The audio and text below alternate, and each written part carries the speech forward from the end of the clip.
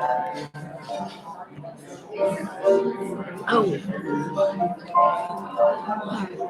John wanted to know if you could take the camera and kind of sweep around.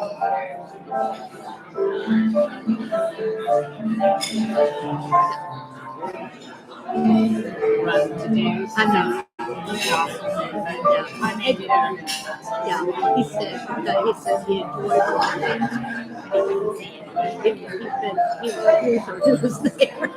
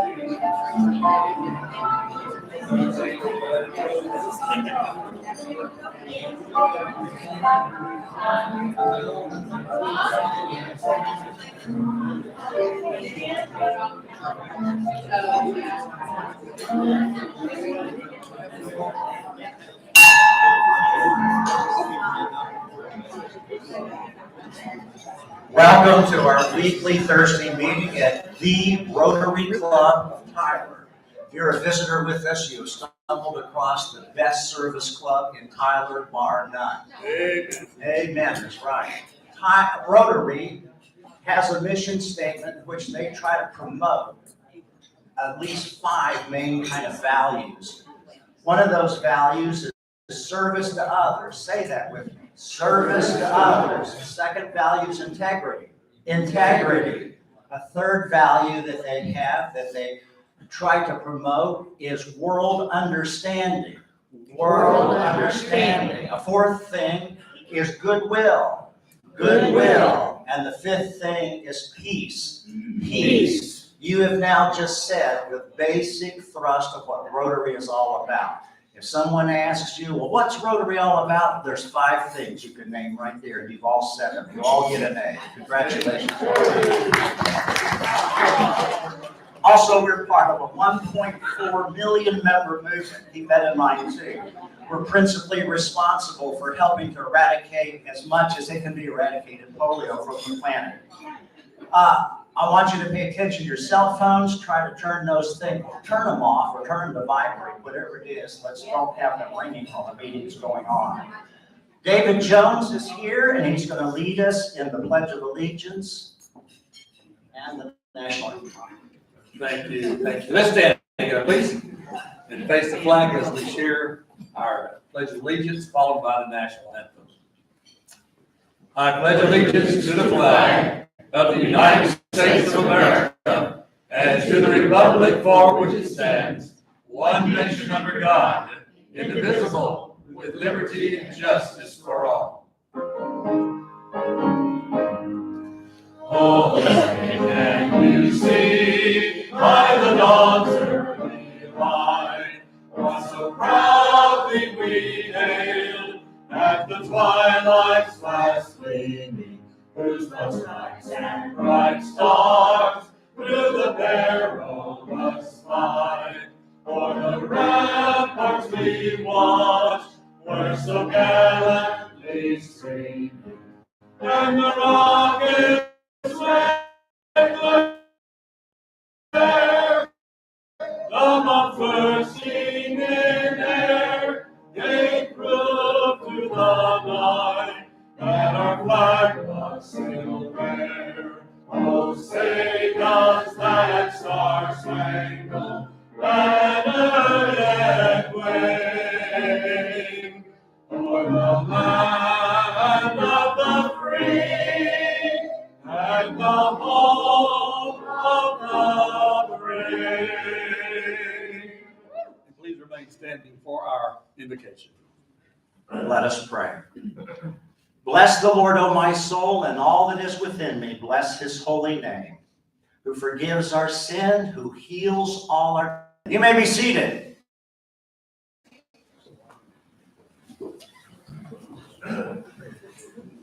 Our greeters for the day are Annie Dwyer, and Leland Ferguson. Thank you very much for greeting. Appreciate it very much. Now, one of the favorite parts of our program, usually he's made it up here by now, but he's on his way, Paul Gleiser, and This Week in History. Thank you. Today, on the 17th of February, 1801, the Electoral College tie between Aaron Burr and Thomas Jefferson was broken because he got the second most votes behind Thomas Jefferson. While holding the office of vice president, Aaron Burr would go on to engage in a duel with Alexander Hamilton on July 11th of 1804. Hamilton was killed. Aaron Burr was charged with murder, but never tried. But his political career effectively came to an end. On the 18th of February, 1885, The Adventures of Huckleberry Finn by Mark Twain, published for the first time in the United States after having first been published in Great Britain, believe it or not. It has never been out of print and has been the subject of controversy from its very first appearance. On the 19th of February, 1942, President Franklin Roosevelt signed Executive Order number 9066, resulting in the internment of approximately 120,000 West Coast U.S. citizens of Japanese descent. That was following the outbreak of World War II. That internment continued until December 18th of 1944.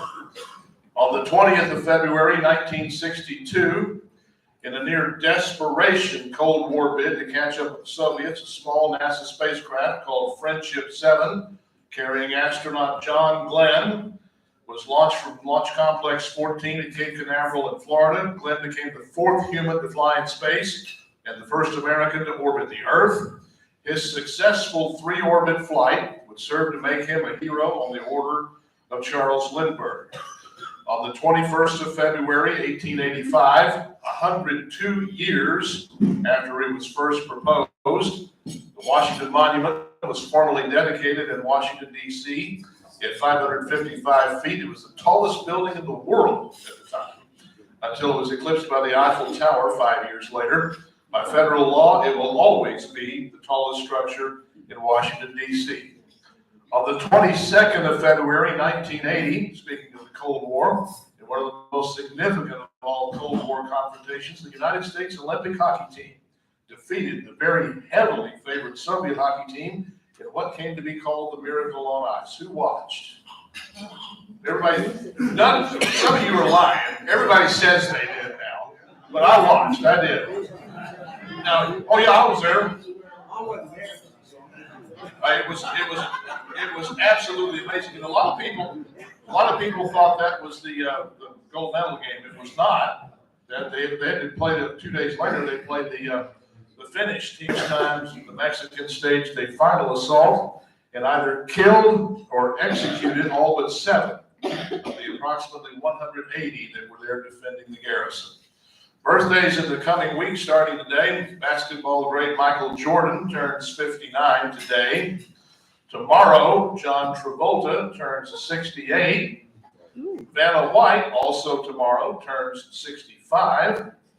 Smokey Robinson, any Motown fans? Smokey Robinson turns 82 on Saturday. Wow. And Kelsey Grammer, Frazier, turns 67 on Monday, and that's This Week in History. Whoa. Thank you very much, Paul. In my exuberance to get to Paul's section, I forgot to tell you all, and most of you know, I'm Allison Cambry, your lowly president-elect for next year, and Bill Pascal could not make it today. He was just slammed at work. But also in my exuberance to get to Paul's section, I completely overlooked. We have introduction of guests with us, and I'm just going to give the microphone to DM Ed. Thank you, President Allison. Want to recognize three guests that are here today amongst many others. Let me ask each of them to stand. I think all three may end up being prospective members. We have Derek Bondurant, we have Deborah Bramble, and we have back here in the beautiful blonde. And these are all good. All three of you all stand and let us welcome you.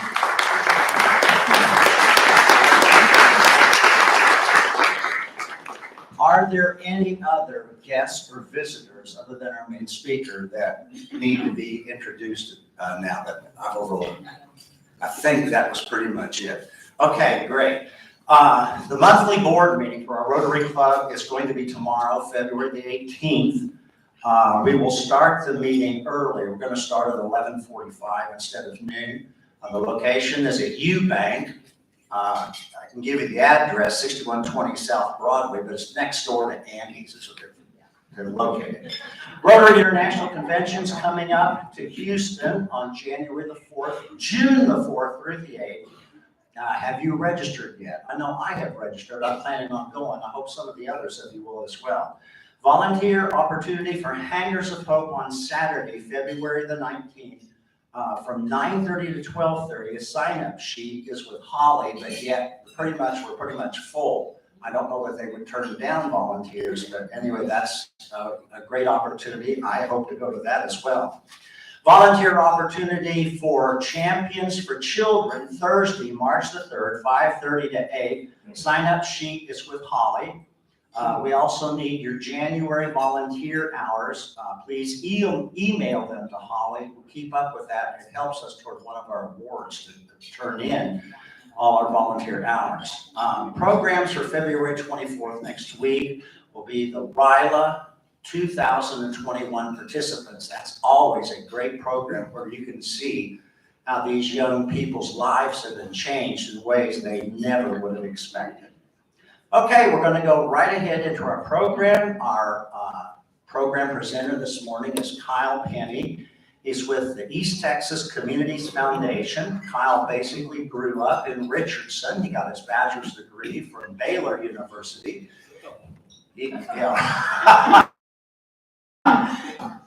Has been with the East Texas Communities Foundation for about 15 years or so.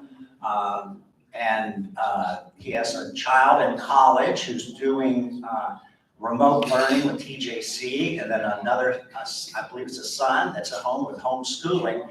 And I'm sure you told me other things, Kyle, but that's all I can remember. You can fill in the blanks. But here's Kyle Penney for you.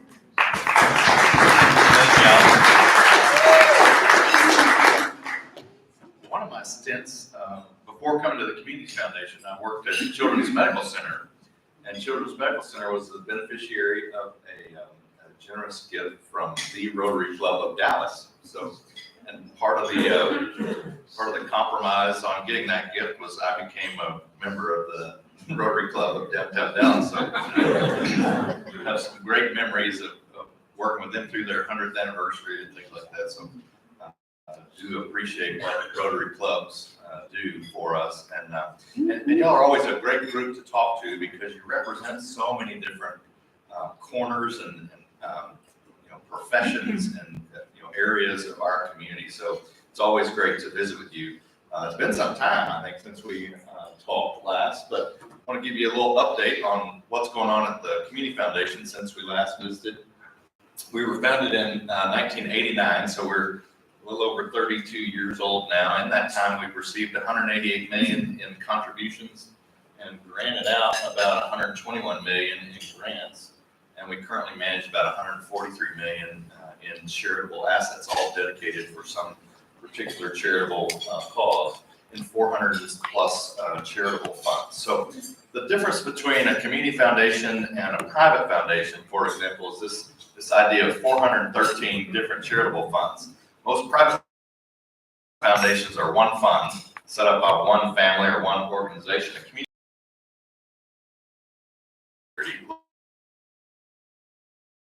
different. So we do a little bit better tackle 413. We have 413 customers and clients that we're continually working to try to help them accomplish their charitable objectives. About 76 million of that is what we consider endowed. The rest kind of comes in and goes out more frequently than that. As of 2021, kind of what last year looked like for us, we received about $20 million in gifts. I think when we put this together, it was for a February 3rd presentation, so we've had some updates since then. It was approximately 20 million. About 50% of that this year came in December. Last year was about 60% of what happened. So that's just the way things work. People wait till those deadlines, and December 31st is a hard tax deadline for a lot of years. A record level of grants for the Community Foundation, over $17 million in grants out to charities around East Texas and around the country. So that's a big step up for us from years before. Ended the year with, as I said earlier, about 143 million in assets. And this is kind of how it's divided up. About a third of what we do is what we call donor advised funds. I'll explain those a little bit more in a minute. About 20% of what we do is scholarship funds. So it's scholarship season at the Community Foundation. We have committees. How many of you are serving on a committee for one of our scholarship funds?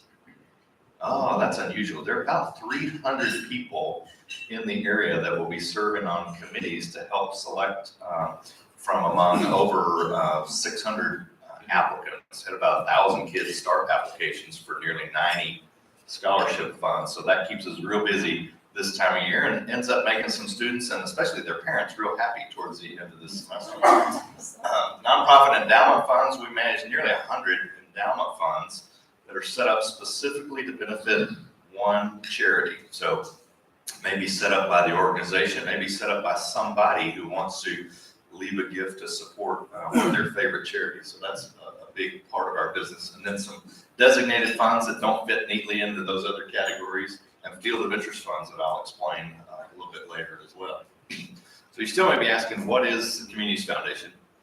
Don't be afraid. I asked the same question when I was talking about maybe coming to join it. What is a Communities Foundation? They're just kind of a little bit of an odd charity. We're a Texas nonprofit corporation. We have our 501c3 public charity status, which means gifts to the foundation are deductible at the highest level you can get for charitable gifts. Private foundations are a little more restricted. We're a public charity, so you get a better tax break making a gift to a public charity. We serve individuals and nonprofit organizations. So half the time we're talking to individuals about what they're trying to accomplish either during their lifetime or after they pass away or both. The other time we're talking to nonprofit organizations trying to serve them in a couple of different ways that I'll explain to you in a minute.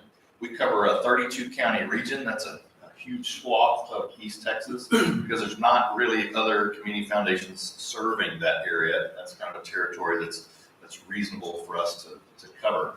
And we offer this idea of charitable fund administration. So you saw some of those funds on the pie chart. Here's a list of what they are, and I'll give you a little bit better definition on this slide. So our unrestricted fund is not very big. One of the misnomers when you've got foundation in your name is that you've got a great big fund that the board can do whatever they want to do with. Over time, that fund is not really that big at East Texas Communities Foundation. So we use the proceeds, we treat our unrestricted fund as an endowment. We use the proceeds of that each year to support incentive giving for East Texas Giving Day, which I'll talk a little bit about towards the end of the program.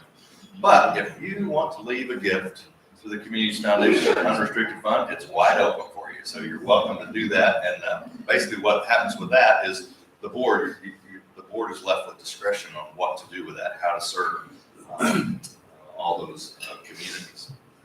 Most people tend to leave funds like that and place some restrictions on it, either geographic restriction or a type will accomplish their long-term objectives that almost serve as unrestricted funds for different communities. Donor advised fund is kind of our bread and butter. So a donor advised fund is a fund where the advisor to that fund gets to recommend where grants from that fund go. So a gift is made into a donor advised fund, whatever time it's appropriate, and a gift of whatever assets most efficient for a donor. And then they can spend an unlimited amount of time making grants out of that fund. So some people turn around and make grants right away. Some people make grants out over the next year or two from a gift that they would make in that fund. Other folks intend for that fund to last a lifetime or leave it for their grandkids to continue to make distributions. So a donor advised fund has that, put the little finger up there, the donor gets to kind of point where gifts from those funds go. Scholarship funds, we talked about the way a scholarship fund operates. It's a committee that helps make decisions on the applicants and who ultimately gets those awards. But donors are very involved in setting those funds up to meet their objectives. So we've got a fund, for example, that's set up by the East Texas Geological Society. Well, guess what they're targeting? It's not math majors, they want geologists. So that fund goes to help geologists and students that are interested in studying the field of geosciences. So donors can take part in how they set those up and the types of students we're looking for. So if you look at our 89 scholarships, it's not just 89 general scholarship funds, it's 89 very specific scholarship funds. So specific, in fact, that when the students go to apply, they have to answer about 6 or 8 questions online to figure out which scholarships they can actually apply for or might be eligible for. So if you want to be creative with your scholarship giving, Community Foundation can help. Our sweet spot on scholarships is going to be Baylor University. You can go to Baylor and set that up. If you want to set something up for TJC, you can go to TJC and set up a scholarship like that. But if you want to set up a scholarship for kids graduating from Tyler ISD, but they could use that scholarship anywhere, you've got to have another entity. Baylor's not going to hold that money for you. A&M's not going to hold that money for you. You have to have another entity to do that. So that's really where the Community Foundation comes in. Nonprofit funds, as I said, those can either be endowed or non-endowed, but they're used to benefit one specific targeted charitable organization. So the charity typically sets those up, but oftentimes a donor will come along and say, you know, I've supported this organization throughout my lifetime. I want to leave a gift that continues to benefit that organization. Can you help me do that? Field of interest fund, a little more of a shotgun approach. Why the shotgun shells there? There's typically a field defined in that type of fund. So we've got funds, for example, that benefit just Henderson County. I'll talk to you about one of those today. We've got other funds that support nursing. So it takes applications in the field of nursing, not just scholarships, but other areas of nursing. So committees used to help make decisions from applications that come in on a field of interest fund. And then a designated fund, the grants are awarded kind of based on what the donor has set up. It doesn't really fit in one of those other categories, but we can customize a fund to meet what a donor is trying to do. Often a designated fund is set up to benefit several different charities, so it doesn't neatly fit in some of the IRS definitions for some of the other funds, but we'll designate a fund and try to help a donor craft the charitable plan that best meets what they're trying to achieve. Why do donors use the Community Foundation? Well, some of them use it for lifetime giving. They want to try to maximize their tax savings. They may be bunching gifts or stacking gifts. Now that the standard deduction is over $25,000, it makes it more advantageous for people to say, I want to do my charitable giving and try to stack all my itemized deductions together in one year, and then the next year I'll take the standard deduction. So we see some of that. Or maximizing tax benefits based on the type of asset you're giving. Again, it's more advantageous to give certain assets to a public charity than to a private foundation. Donors are trying to accomplish typically some type of lifetime charitable objective. They want to fund a passion or some field of interest with their fund, and they're typically using appreciated assets, could use complex assets, real estate, oil and gas, minerals. And then on the estate planning side, when people are looking more long-term, they're wanting to move assets out of their estate to try to minimize their estate taxes. They want to do some testamentary giving. They want to do some legacy planning involving the next generation, kids or grandkids, in their charitable giving. So estate planning is helpful. And it also provides a little bit of comfort for elder giving. We've dealt with a number of folks that over time, they've just aged to a point where it's helpful to have somebody to call to say, you know, I want to make a gift to this organization, but I'm not sure if I gave earlier this year or not. So the Community Foundation and having our staff can help a donor make make sure that they're giving what they want to give, when they want to give it to support those charities, and we just kind of help marshal that for folks. So how do we affect philanthropy in East Texas? Well, our mission statement is that philanthropy builds community and changes lives, and we support philanthropy. We're not the end game. We're not running an educational institution. We're not running a food bank, but we're supporting people who want to support those types of causes. And we try to do that by offering some simple ways, those different types of funds to help people achieve their charitable objectives. We want to try to help motivate people and organizations to increase their generosity or be as efficient as they can be. We try to communicate relevant messages about philanthropy to our key stakeholders, what's going on in legislation and what needs are in our community on the philanthropy side. We try to do that in as tax efficient a way as possible to maximize their assets for charitable purposes. So one of our mottos is simplified charitable giving. You say simple compared to what? Let me give you a few examples. So if you're, say, 50 or so and you're trying to make plans, I want to do something charitable, I've got this asset that I need to do something with, it may be time to talk to the community foundation to see, is there something you're trying to accomplish where one of our funds might be of help to you? I'll be the first one to tell you if we're not going to help you. If what you've got in mind just doesn't fit with how the community foundation functions. But a lot of times, one of our funds can help make that more efficient and more pleasant of an experience for you. Maybe you're a small business owner, and you're getting to a point where you're thinking about selling that small business, and you're quite charitable. You don't have a lot of cash, but you've got a lot of wealth tied up in this business. There's a way to give part of your business as you're contemplating a sale like that to be able to increase your charitable giving, avoid some significant capital gains taxes in the process.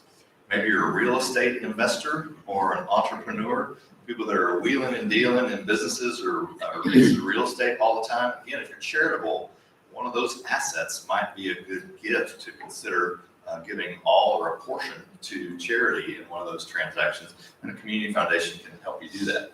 What happens at a community foundation, particularly with a donor advised fund, you can take a large gift like that, like a piece of your business or a significant piece of real estate, you can put it in a donor advised fund, and then when that asset sells, that donor advised fund will allow you to give to lots of different charities.